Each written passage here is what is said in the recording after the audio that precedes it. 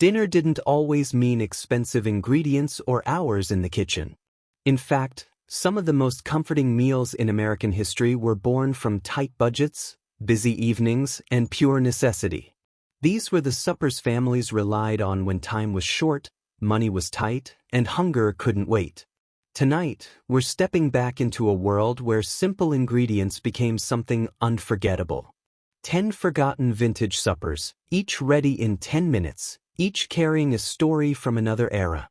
And by the end of this video, you might just find yourself craving meals the modern world almost left behind. The first supper takes us back to the late 1930s, when American kitchens were shaped by the quiet pressure of the Great Depression. This dish was known simply as creamed chipped beef on toast, but in many homes, it carried a far more personal meaning. It was quick, filling, and made from ingredients that could sit in the pantry for weeks without spoiling. Dried beef, a bit of butter, flour, and milk.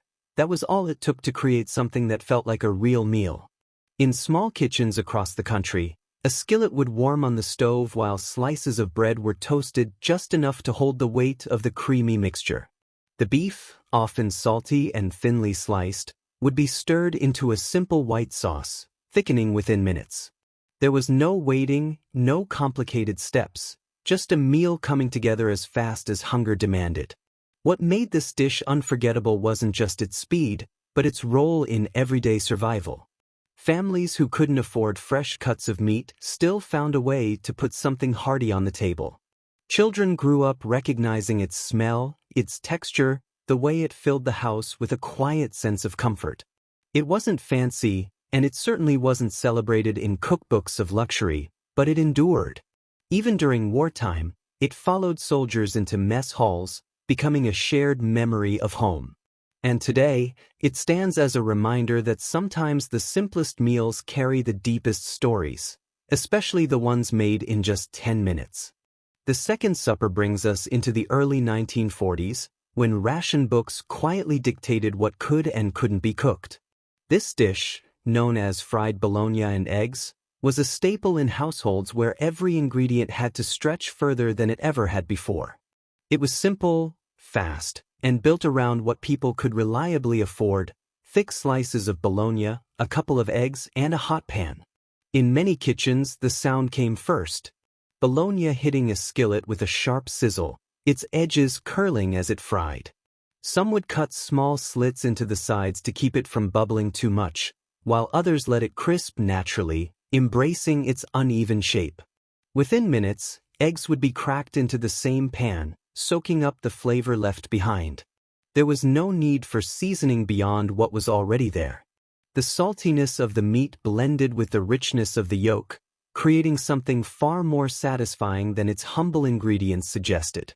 Bread, if available, was often added on the side, turning it into a quick, filling supper after a long day. This wasn't a meal meant to impress. It was a meal meant to get through the evening.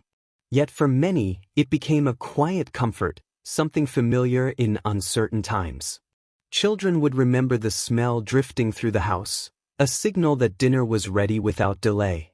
Today, it feels almost forgotten, overshadowed by modern breakfasts and elaborate dinners. But back then, it was more than enough. It was dependable, affordable, and always ready in 10 minutes.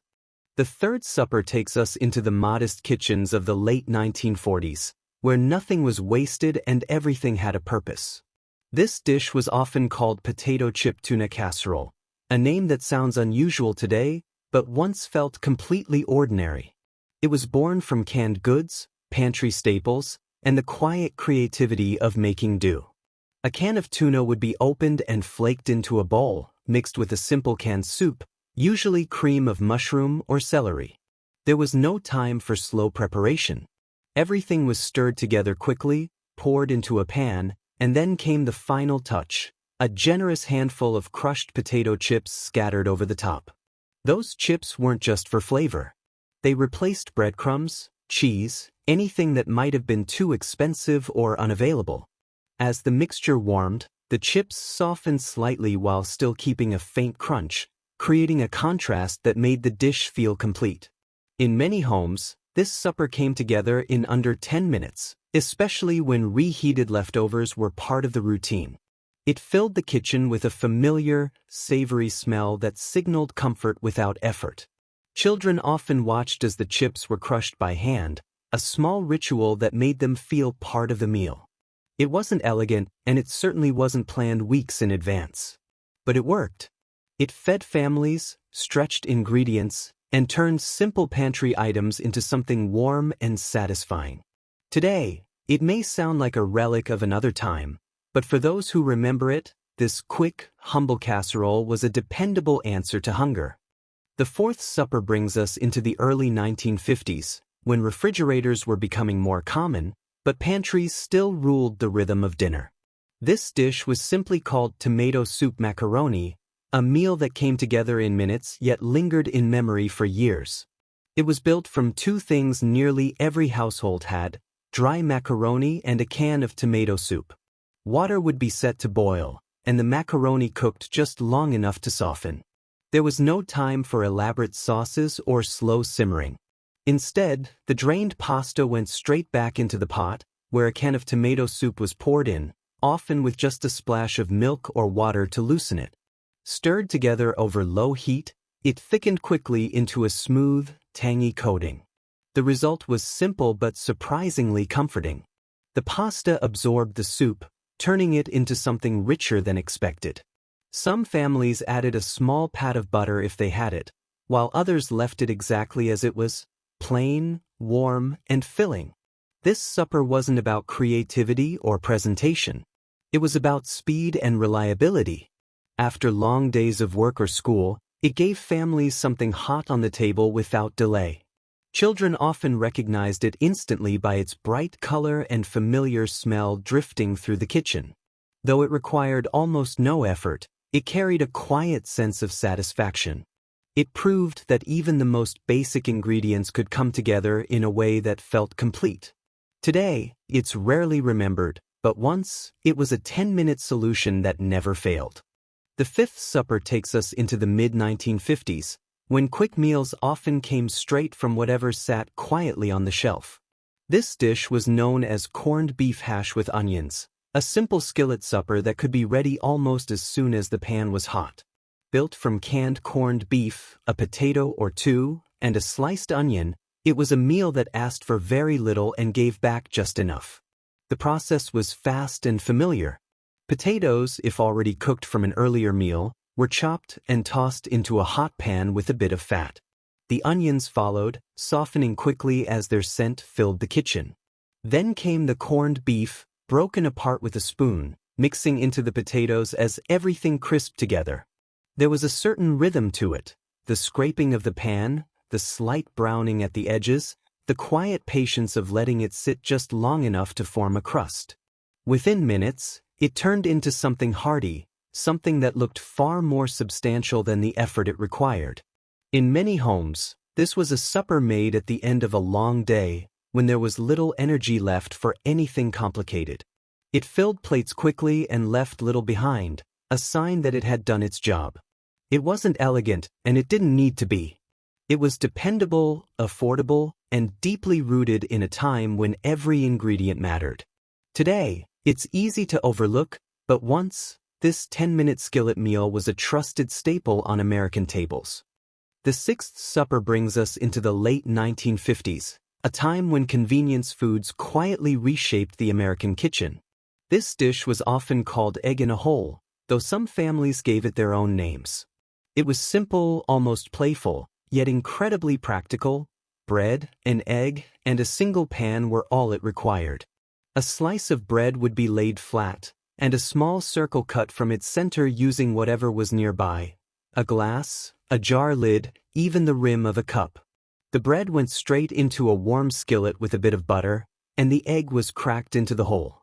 Within seconds, the edges began to toast while the egg slowly set in the middle. There was something satisfying about watching it cook.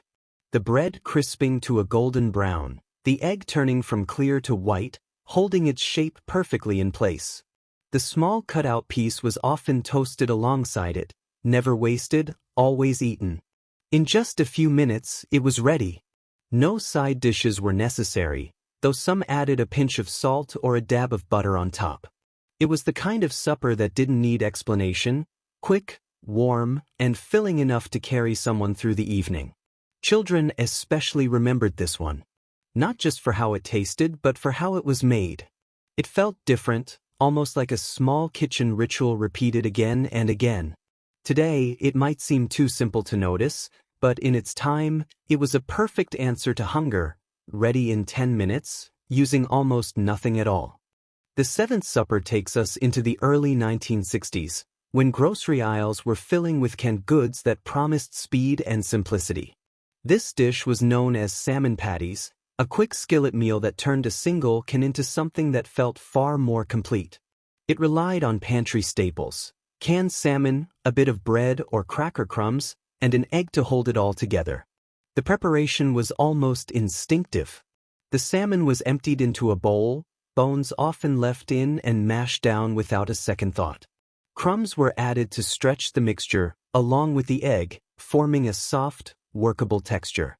Small patties were shaped by hand and placed directly into a hot pan. Within minutes, the outside turned crisp while the inside stayed tender.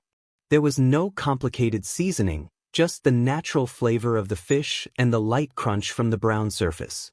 The sound of frying filled the kitchen, steady and reassuring, signaling that supper was nearly ready. In many homes, this was a go-to meal when fresh meat wasn't available or affordable. It offered protein, warmth, and a sense of effort without requiring much time at all. Some served it with a squeeze of lemon if they had it, while others kept it plain, letting the simplicity speak for itself. It wasn't a dish meant for special occasions, but it held its place in everyday life. Families returned to it again and again because it worked. Today, it's often overlooked, but once, these quick salmon patties were a dependable 10-minute supper. The eighth supper takes us into the mid-1960s, when the American kitchen embraced both speed and nostalgia. This dish was called grits and cheese, a humble meal that could be whipped up in 10 minutes but carried a comforting, homey flavor that lingered long after the plate was empty. Grits, a staple from Southern kitchens, were inexpensive, shelf-stable, and endlessly versatile, perfect for families on a tight schedule. The process was simple. Water or milk was brought to a boil, and the grits were stirred in, thickening within minutes as they absorbed the liquid. Once soft, a generous pat of butter and a handful of shredded cheese were mixed in, melting into a creamy, velvety texture. Some households added a pinch of salt or a dash of black pepper, while others kept it plain, relying on the rich flavors of the butter and cheese alone. What made this supper special wasn't just its taste, but its speed. In less than 10 minutes, a warm, filling meal could be on the table, ready to nourish hungry children after school or tired workers returning home.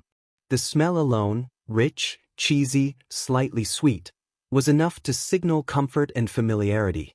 In many homes, grits and cheese were more than a quick meal, they were a connection to tradition.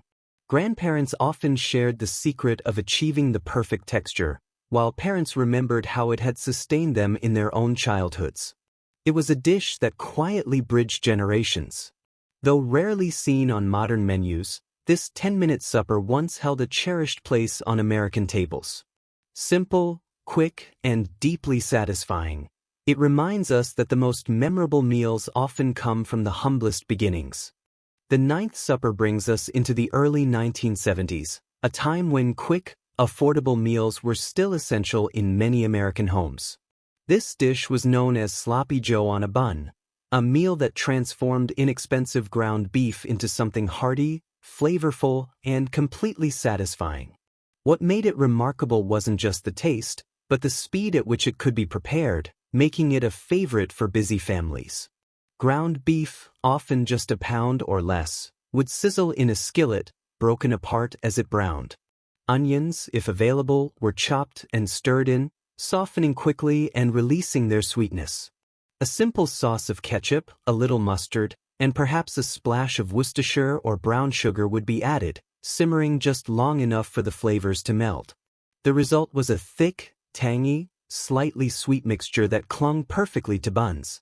The aroma of sloppy joes had a way of filling the house, signaling dinner was ready without needing a clock. Children would line up at the table, eager to scoop the meat mixture onto their soft, slightly toasted buns. The messiness was part of the charm. No one cared about neatness, just about the warmth and flavor of the meal. What made this dish memorable wasn't its ingredients, it was the experience. It was quick enough for weeknights, satisfying enough to feel like a treat, and affordable enough to feed the whole family without worry. For many, it became a nostalgic symbol of home, childhood, and the comfort of a simple meal done right. Today, sloppy joes are often overlooked, replaced by faster frozen options or takeout. But back then, this 10-minute supper held a quiet magic, turning basic pantry staples into something more than just a meal, into a memory. The 10th and final supper brings us to the late 1970s, a time when convenience and creativity collided in American kitchens. This dish was known as tuna melt, a simple sandwich that combined canned tuna, cheese, and bread into a warm, satisfying meal in just 10 minutes. It was perfect for families who wanted something filling without spending hours cooking. Preparation began with mixing canned tuna with a small amount of mayonnaise, a pinch of salt, and sometimes a dash of mustard. The mixture was creamy, tangy, and ready to spread immediately. Slices of bread were buttered lightly and laid in a hot skillet or under a broiler. A generous spoonful of the tuna mixture went onto one slice, then topped with a slice of cheese, cheddar or American, depending on what was on hand. The other slice of bread went on top, forming a neat sandwich ready to brown to perfection. As the sandwich cooked, the cheese melted into the tuna, the bread crisped golden, and the aroma filled the kitchen. Within minutes, it was ready to serve, a warm, gooey, flavorful supper that required minimal effort but felt like more. The tuna melt wasn't just a quick meal, it was a testament to American ingenuity. Canned goods, a basic skillet, and a few minutes could produce something that felt indulgent and satisfying. For children and adults alike, it became a comfort food, a reliable supper when time was short but hunger was real. Today, it might seem ordinary, but for countless families, this 10-minute tuna melt was a quiet hero of the dinner table. Simple, fast, and deeply satisfying, it reminds us that even the most modest ingredients can become something memorable when cooked with care. It's a final nod to a time when quick meals still carried warmth, flavor, and a sense of home. And there you have it, 10 forgotten American suppers, each ready in just 10 minutes, yet rich with history, flavor, and memory. From creamed chipped beef to the humble tuna melt, these dishes remind us that simplicity doesn't mean compromise. They were meals born from necessity, creativity, and the desire to bring families together around the table. Today, they may feel nostalgic or even unusual, but each one tells a story of resilience and comfort. If you've enjoyed stepping back in time with these quick vintage suppers, don't forget to subscribe for more forgotten recipes and culinary memories from America's past.